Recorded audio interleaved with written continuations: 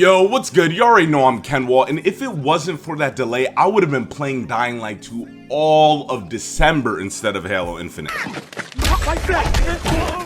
No shade to Halo. I don't want to be attacked in the comment sections. As we speak, Techland is putting their final touches on Dying Light 2 Stay Human. This is something many fans have been patiently waiting for ever since the game got hit with a massive delay back in January 2020. Last week, Techland held gameplay previews that gave us a more in-depth look at the gameplay and, of course, gave us a ton of new information. So let's go over everything new we learned about Dying Light 2 Stay Human. As always, before we begin today's video, let me give you a friendly reminder to like this video, and if you end up enjoying it here at my channel, know that I keep you up to date with the latest news about open world games and video essays where I go deeper into other gaming topics. Other links in the description box below.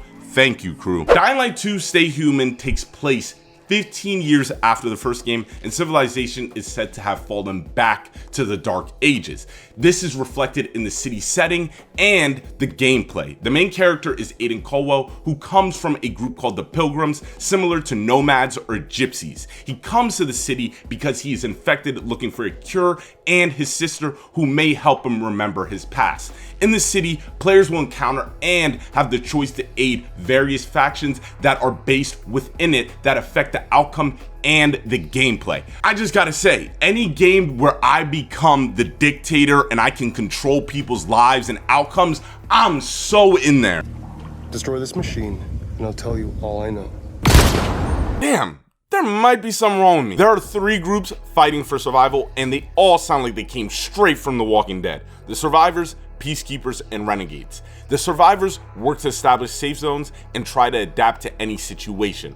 Peacekeepers, on the other hand, are described as loyal soldiers who want to impose their version of law and order and trample all in their path. Lastly, the Renegades are made up of ex-prisoners who serve a ruthless colonel and seek to rule the city. Again, who you help affects you, the world, and the people living in the world. For example, certain missions will unlock new areas earlier than expected, or siding with a certain faction can give you unique perks like the hang glider. It is up to you, the player, to navigate this world and figure out who you want to help and who you don't. You want to build schools or you want to build military bases? It's up to you. Thinking back at it now, how the hell did Techland make a great parkour game without a roll mechanic? Are you serious? That's like Call of Duty not having the ability to reload. I honestly forgot that the first Dying Light did not have a roll mechanic until Techland said they were adding it to Dying Light 2, and a ton more.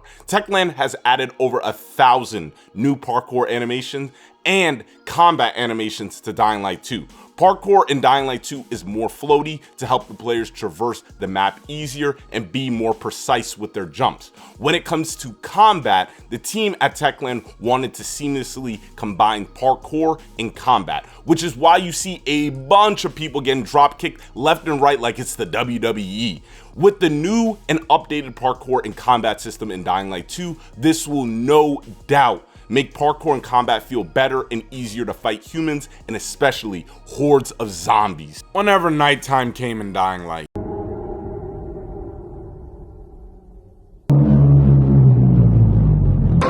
Nighttime in Dying Light 2 is going through a big change. Techland's goal with nighttime gameplay in Dying Light 2 was to get people like me out during the night. Previously stated, one of the ways Techland plans to incentivize players to explore more at night is by making zombies hide in buildings during the day and at night come out. You see, the buildings that the zombies are chilling in during the day have valuable items in them, but because there are so many zombies in the buildings during the day, good luck coming out alive with those items. That's why you want to explore those buildings at night when they are less inhabited by zombies. Now, this is the biggest change to the night system. No longer will volatiles roam the city at night. Instead, Techland made a new system to the game that is similar to a wanted system. At night, there's a new kind of infected called howlers that will alert a horde if it spots you. When caught, you either have a chance to run or fight, but definitely be careful, especially if you're at chase level 4. Techland has also added side missions only available at night and new activities like the GRE Anomaly that are small boss fights. From the sound of it, I really like these changes because, again, this applies to me. I never used the nighttime. As soon as it hit nighttime, boom, went to sleep next day. Because the volatiles would